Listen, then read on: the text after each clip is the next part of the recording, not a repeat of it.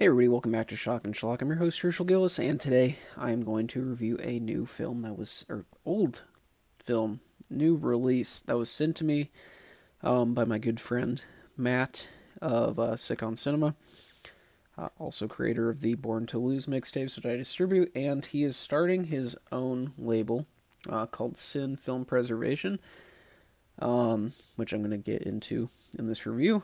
But he, of course, out of the kindness of his heart, sent me a copy of his first release, which is Gourmet Zombie Chef from Hell. Finding out can be a permanent experience. This is a 1986 shot-on-video film directed by Don Swan. I'm going to read you the official synopsis because this is a hard film to describe otherwise, so bear with me. Alive for thousands of years, Goza the Philosopher was the most powerful priest of the Holy Order of the Righteous Brotherhood, guardians of mankind. In the 14th century, in an unsuccessful attempt to gain control of the Brotherhood, Goza murders the High Priest. He is banished and sentenced to roam the earth forever with his devoted servant Blozar. 600 years later, in the 20th century, we find Goza, restaurateur, bartender, and owner-operator of Goza's Beach Club in Delhi. In a picturesque seaside resort, Goza, the devil incarnate, operates the bar and deli restaurant. To perpetuate his evil existence and sustain immortality, he must have human blood daily. You can easily lose your head and other body parts over Goza's unique culinary prowess. His cookbooks are infamous, his cuisine second to none, and his sauces are kept secret. He has a good reason. And I'm going to go into this release as well. The Sin Preservation little descriptor. Gourmet Zombie Chef from Hell is one of the oddest inclusions in the shot-on-video wave of the 1980s, featuring a 5-minute-long dance sequence, a main villain who isn't actually a zombie, really at all, and all of the cheesy goodness one would expect from a film, or a movie with such an outrageous title such as this. Sin Film Preservation presents this bizarre hidden gem to you on DVD. So, let's get into the release itself first, because, this being a new label, everybody's going to want to know, what are we to expect from this? So, very professional looking cover art here. Upside down. Gourmet Zombie Chef from Hell, Sin Preservation, Sin 001.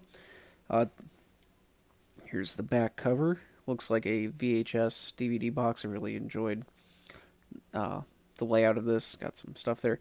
Mine says Garrow Gang out of 15 because we are good friends. So I got a release of this away from the standard stuff there. And also want to go out. I'm not going to review this film based on me getting this from a friend or anything. I'm going this with an unbiased view. We'll get into that as well. Comes on a professionally pressed disc as well. Really cool. Most smaller film preservation labels do not press their disc, myself included. On a side note, that'll be coming in the future. Some of you know about that, but we'll talk about that later. So what about the actual film? The release is really nice. This is a film release put out by a collector for collectors, and you definitely want to check this out if he has copies available still. As you're watching this, message Sin Film Preservation on Instagram. I'll leave a link down below. And now let's talk about why. The film itself. Gourmet Zombie Chef from Hell is one of the strangest shot-on-video films I have ever seen. From beginning to end, it's bizarre. So the main character in this, Goza, what can we even say? Goza is not really a zombie, despite the title. He's forced to consume human flesh to live. And I guess that's what makes him a zombie. But, he's not rotting. He just looks like a middle-aged man. He parties a lot. He kills a couple of people over the course of this movie. in mostly just comical ways. Someone gets their head punched off not by Goza, but by his assistant. At one point, the gore looks like stuff you get from a dollar store. So, I mean, it's very cheesy looking, and the plot kind of just. It reminds me a lot of something like Things, maybe not to that extent because this actually is cohesive. But the plot does kind of go everywhere randomly. I mean, there's a 5-minute dance scene in this, and it's an hour and 7-minute long movie. And yeah, the dance scene it just seemingly comes out of nowhere. Goes as dancing with a group of women who get half naked for whatever reason. We don't question it because gourmet zombie chef from hell. We don't question gourmet zombie chef from hell. We just experience it. There is a part in this where someone is meant to be like a priest figure, but they're just wearing a sweatshirt. So instead of like having a priesthood, they put on their sweatshirt hood. Every expense was spared in this film. This movie looks like it was shot on a potato. The audio's bad. The video's bad. The plot is odd and doesn't make sense a lot of the time. Things are a lot of stuff just happens. But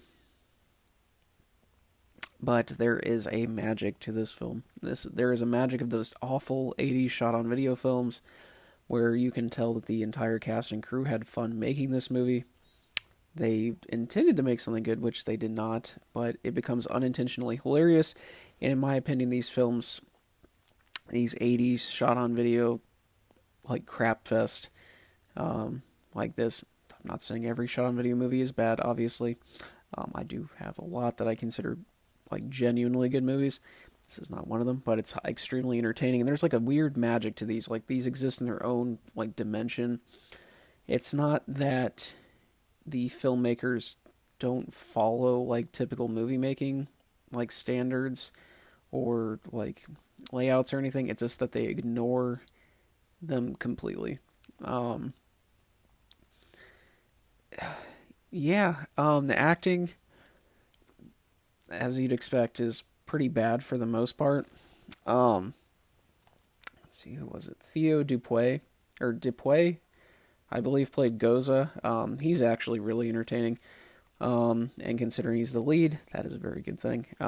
He definitely hams up his lines. And there is a part where he mentions cheese nippies, and I will be quoting that till the end of days. This film, tonally, reminded me a lot of like a less mean-spirited Las Vegas bloodbath, which, if you watch my channel, you know is one of my favorite shot-on-video movies ever. But I would say this one is honestly more consistently entertaining than that even. It's not as mean-spirited, but I mean, there is always something happening. I saw some reviews on Letterboxd of people saying this is boring. The only way I could ever see people thinking this is boring is if you don't like shot-on-video films, or you go into this expecting like a quality movie that you're not supposed to just look at as an oddity or how bad it is. If you're going into this wanting a slasher movie, you're not going to get that. A couple people die. It's few and far between though, and it's mostly just like this bizarre like cast of characters. It's like someone from Twin Peaks tried to make a horror movie. Maybe like the Owl Lady. This would maybe be what the Owl Lady would do, like, or not the Owl Lady, the Log Lady. God, so I'm gonna revoke my David Lynch fan title. This is a fun one. There's a part where someone gets like an organ ripped out. I think it's supposed to be a heart, but it's like a clump, and they get it just is thrown at the wall, and then the person dies. Hilarious. This is a movie to get a group of friends with, and perform your own mystery science theater, because you're gonna want to riff on this. You're gonna want to make fun of it with your buddies. This is what I call like that sleepover and pizza movie, like that movie you'd watch when you were like 13 with a group of friends. Except we're all adults now, so we can still do it, but now we get adult things like depression and bills. But if you want to get away from your depression and bills, watch Gourmet Zombie Chef from Hell. I highly recommend this film. This is really fun. Super entertaining, funny. The music is weird. Everything in this is weird. There's saxophone solos, strippers. cannibals, crappy special effects, everything in this is very odd. Um, Plot holes galore. This thing is like Swiss cheese, but sometimes you just need a little cheese. So buy this from Sin Film Preservation. I'm going to leave that link down below. Make sure to go follow them. Go buy this because this will sell out very quickly. If you're watching this, it's probably already sold out, but if it's not by some miracle, please go purchase this. This is a project that I'm going to wholeheartedly be supporting going forward. Sin Film Preservation is joining already with this, like the ranks of, Dead Format Films, DT Records, and the like. So, yeah, that's it for today. As always, I've been your host, Herschel Gillis, signing off. Make sure to subscribe if you haven't. Keep your notifications on. I'm going to be doing a Q&A video on Friday, so if you have any questions or comments or concerns, leave them in the comments. Leave them in my Instagram post about it. And I'll see you guys then. Stay positive. Don't know why I said that. Zero thoughts, zero editing, zero brain cells, and zero planning. I will see you guys on Friday. Thanks.